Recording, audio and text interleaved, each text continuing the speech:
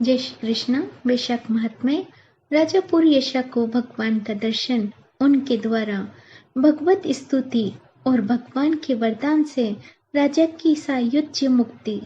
सुखदेव जी कहते हैं, परमात्मा भगवान नारायण 4 भुजाओं से सुशोभित थे। उन्होंने हाथों में शंख, चक्र, गदा, पद्म धारण कर रखा था। वे पीताम्बर धारण करके वनमालों से विभूषित थे। भगवती लक्ष्मी तथा एक पार्षद के साथ गरुड़ की पीठ पर विराजमान थे।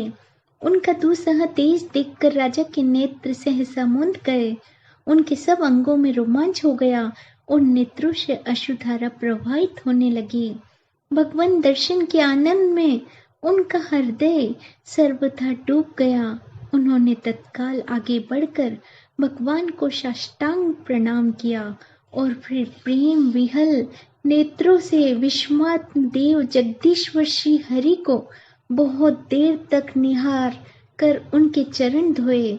उस जल को अपने मस्तक पर धारण किया और उन्हीं चरणों के धोवन रूपा श्री गंगा जी ब्रह्मा जी सहित तीनों लोगों को पवित्र करती है। तत्पश्चात राजा ने महान वैभव से बहुमूल्य वस्त्र, आभूषण और चंदन, हार, धूप, दीप, अमृत के समान नैवेद्य के निवेदन आदि से एवं अपने तन, मन, धन और आत्मा का समर्पण करके आदित्य पुराण पुरुष भगवान विष्णु का पूजन किया। पूजा के बाद इस प्रकार स्तुति की, जो निर्गुण, निरंजन और प्रजापतियों के भी अशीश्वर है। ब्रह्मा आदि संपूर्ण देवता जिनकी वंदना करते हैं, उन परम पुरुष भगवान श्री हरि को मैं प्रणाम करता हूँ। शरणागतों की पाप राशि का नाश करने वाले आपके चरण अरविंद को परिपक्व योग वाले योगी जनों ने जो हृदय में धारण किया है, यह उनके लिए बड़े सौभाग्य की बात है। बड़ी हुई भक्ति के द्वारा अपने अंतःकरण तथा जीव भाव को आपके चरणों को चढ़ाकर योगी जन उन चरणों के चिंतन मात्र से आपके धाम को प्राप्त हुए हैं। विचित्र कर्म करने वाला आप स्वतंत्र परमेश्वर को नमस्कार है।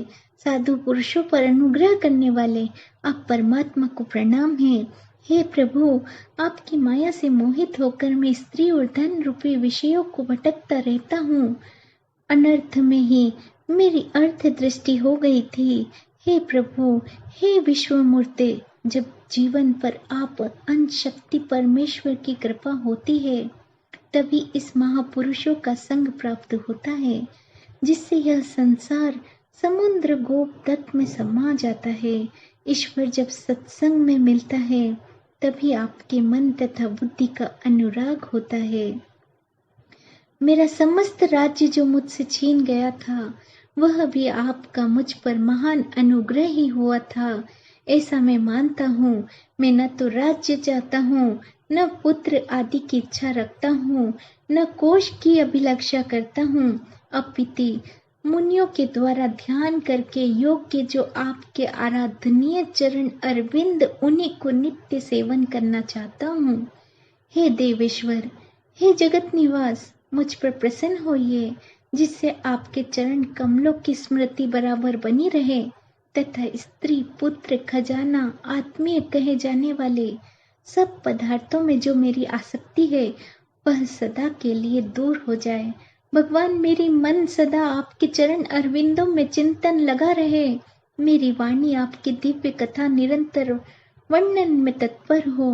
मेरे दोनों नेत्र आपके श्री विग्रह के दर्शन में, कान कथा श्रवण में तथा रसना आपके भोग लगाए हुए प्रसाद में और आस्वादन में प्रवृत्त हो।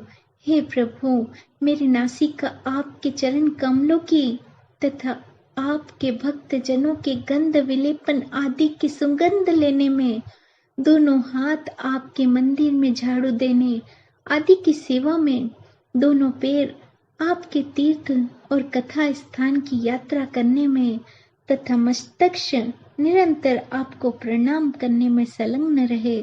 मेरी कामना आपकी उत्तम कथा में और बुद्धि अहर्निश आपका चिंतन करने में तत्पर हो। मेरा घर पर पधारे और मुनियों द्वारा आपकी उत्तम कथा का वर्णन तथा आपकी महिमा का गान होता रहे, इसी में मेरा दिन बीते। हे वैष्णवों, एक क्षण तथा आधे पल के लिए भी ऐसा प्रसंग न उपस्थित हो जो आपकी चर्चा से रहित हो। हे हरे, मैं परमेष्ठी ब्राह्मण पद, भूतल का चक्रवर्ती राज्य और मोक्ष भी नहीं चाहता। केवल आपके चरणों की निरंतर सेवा चाहता हूँ, जिसके लिए लक्ष्मी जी तथा ब्रह्मा शंकर आदि सभी देवता सदा प्रार्थना किया करते हैं। राजा की इस प्रकार स्तुति करने पर भगवान कमल नयन भगवान विष्णु ने प्रसन्न होकर मेघ के समान गंभीर वाणी में इस प्रकार कहा, राजन, मैं जानता हूँ तुम मेरे श्रेष्ठ भक्त हो, काम न रहित और निष्पाप हो। हे नरेश्वर, मुझ में तुम्हारी दृढ़ भक्ति हो और अंत में तुम मेरा सायुज्य प्राप्त करो। तुम्हारे द्वारा किए हुए इस स्तोत्र से इस पृथ्वी पर जो लोग स्तुति करेंगे, उनके ऊपर संतुष्ट होकर मैं उन्हें भोग और मोक्ष प्रदान करूंगा। यह अक्षय तृतीया इस पृथ्वी पर प्रसिद्ध होगी, जिसमें भोग मोक्ष प्रदान करने वाला मैं तुम्हारे ऊपर प्रसन्न हुआ हूँ। जो मनुष्य इस तिथि को किसी भी बहाने से अथवा स्वभाव में ही स्नान दान आदि क्रिया करते हैं, वे मेरे अविनाशी पद को प्राप्त होते हैं। और जो मनुष्य पितरों के उद्देश्य से अक्षय तृतीया को श्राद्ध करते हैं, उनका किया हुआ वह श्राद्ध अक्षय होता है। इस तिथि में थोड़ा सा भी जो पुण्य किया जाता है, उसका फल अक्षय होता है। हे नृपश्रेष्ठ, जो कुटुंबी ब्राह्मण को गाय दान करता है, उसके हाथ में सब संपत्तियों की वर्षा करने वाली भक्ति मुक्ति भी आ जाती है। जो वैशाख मास में मेरा प्रिय करने वाले धर्मों का निष्ठान करता है, उसके जन्म मृत्यु जरा भय और पाप को मैं हल लेता हूँ। अनघ, यह वैशाख मास मेरे चरण चिंतन की ही भांति ऐसे सहस्त्र पापों को हर लेता है, जिनके लिए शास्त्रों में कोई प्रायश्चित नहीं मिलता। राजा को यह वरदान देकर देवादिदेव भगवान जनार्दन सबके देखते ही देखते वहां से अंतर्ध्यान हो गए। तदंतर राजा पुरुयशा सदा भगवान में ही मन लगाए हुए उनकी सेवा में तत्पर रहकर इस पृथ्वी का पालन करने लगे।